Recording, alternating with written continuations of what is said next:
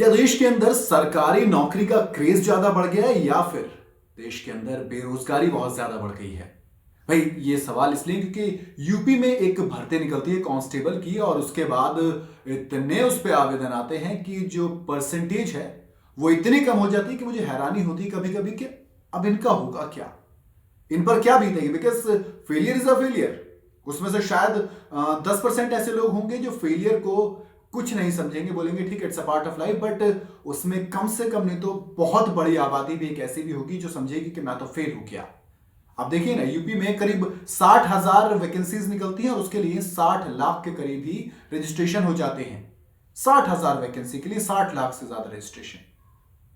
वैसे में सवाल आता है अगर नौकरी लगेगी तो सिर्फ 1% लोगों की लगेगी, बाकी 99% वापस वहीं के वहीं जाएंगे जहां से वो आए थे। और इसमें भी अगर आप विमेंस का रेशियो देखेंगे तो और भी ज्यादा खतरनाक होता है।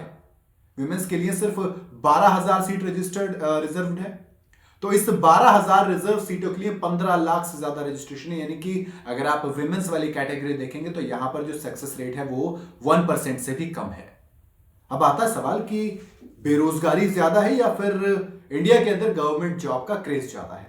देखो, गवर्नमेंट जॉब का क्रेज में एक जो सबसे बेसिक लाइन आती है वो ये आती है कि भैया आपके पास अगर सरकारी नौकरी है तो आपको आपकी पसंद की लड़की मिल सकती है। ये एक बेसिक मीम चलता है, एक कहावत चलती है कि सरकारी नौकरी वाले अक्सर मोहल्ले का प्यार उठाकर ले जाते हैं। तो एक तरीके से ये भी हो सकता है कि सरकारी नौकरी का इसलिए क्रेज ज्यादा है। दूसरी तरफ सरकारी नौकरी की बात करें तो ये बात कही जाती है कि सरकारी नौकरी लगनी जितनी मुश्किल है, छूटनी उससे भी ज्यादा मुश्किल है, यानी कि स्टेबिलिटी ज्यादा है। पर सवाल ये आता है कि भाई हमारे देश की जो मेजर वर्कफोर्स है वो तो प्राइवेट सेक्टर से आती है, तो फिर क्या कुछ ऐसे रूल्स नहीं बनने चाहिए कि ये जो प्राइवेट सेक्टर है इसको भी इतना नहीं बट हाफ तो स्टेबल बनाया जा सके। हाफ स्टेबल भी अगर आ गया तो आपकी एक बड़ी लेबर फोर्स, आपका जो प्रेशर है वो भी कम हो जाएगा गवर्नमेंट सेक्टर पर। तीसरी चीज जो आती है वो आती है अनएम्प्लॉयमेंट रेट। अनएम्प्लॉयमेंट रेट अगर आप 2008 से देखेंगे तो 2008 से 2014 तक वो 5.4 पे 2008 में था, 5.4 पे 2014 में था। अब इस दौरान वो ऊपर नीचे हुआ लेकिन वो रहा 5 और 5.5 के बीच में ही। लेकिन 2014 के बाद वो हमने 8 तक जाता देखा। इसमें डिमोनेटाइजेशन वाला फैक्टर आया, इसमें कोविड-19 आया और इस वक्त भी जो अनएम्प्लॉयमेंट रेट है वो करीब करीब 7 का है। तो अब 7 के करीब का अनएम्प्लॉयमेंट रेट के 5.4 से करीब 6.5-7 तक पहुंचना, इट्स अ बिग थिंग। तो कहीं ना कहीं एक जो अनस्टेबिलिटी, कुछ क्रेज गवर्नमेंट जॉब का वो भी है, दूसरी तरफ जो एक हमारा प्राइवेट सेक्टर है उसमें अनस्टेबिलिटी भी है और देश में अनएम्प्लॉयमेंट भी बढ़ती जा रही है।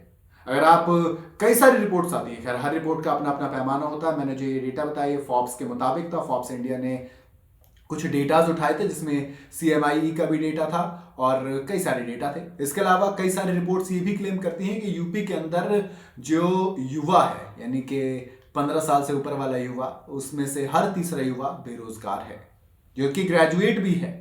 ग्रेजुएट होने के बाद भी, और ये एक बेसिक सी थीम चलती है, अगर आप पियोन की नौकरी निकाल दीजिए, कांस्टेबल की नौकरी निकाल दीजिए, जिनकी जो कि बेसिक रिक्वायरमेंट 10th और 12th की होती है, वहां पर ग्रेजुएट छोड़िए, पोस्ट ग्रेजुएट और PhD होल्डर्स तक अप्लाई करते हैं। और अब जब ये लोग इस पोस्ट के लिए अप्लाई करते हैं, इसका मतलब यार देखो हालात ठीक नहीं है, आपको कुछ और करना पड़ेगा, क्योंकि फेलियर तो इसमें होना ही होना है भाई। 1% सक्सेस होंगे ना, अगर प्रॉपर सब कुछ हो जाता तो भी 1% का सक्सेस रेट है, बाकी 99% आप फेल होंगे, नो मैटर आपके पास कितनी बड़ी डिग्रियां हो। वहां पर वही रिक्वायरमेंट होगी जो उनकी बेसिक है। अगर आप 10th पास हैं, 12th पास हैं, तो आप उस पोस्ट के लिए अप्लाई कर सकते हैं और आपका अगर हो गया काम तो भैया ठीक है, उसके लिए थोड़ी डिग्री मैटर करेगी। लेकिन डिग्री जो है उनके लिए फिर ये बहुत बड़ा सेटबैक होगा कि यार मैं एक PhD होल्डर होते हुए भी कांस्टेबल की भर्ती नहीं मार पाया, मैं एक PhD होल्डर होते हुए पियोन की नौकरी तक नहीं ले पाया। तो ये मन में सवाल आता है कि क्या वाकई में गवर्नमेंट जॉब का इतना क्रेज है या फिर लोग बेरोजगार ज्यादा है या अनस्टेबिलिटी से परेशान है?